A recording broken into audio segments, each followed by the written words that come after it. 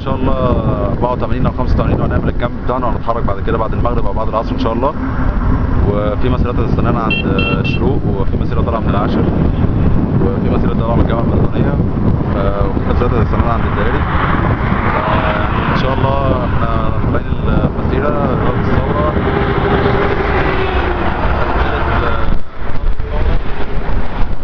تاني حاجه يعني عدم فهم الناس ان مدينه السويس ما فيهاش حاله خمول زي ما الناس تخيلها ان في حاله خمول في السويس.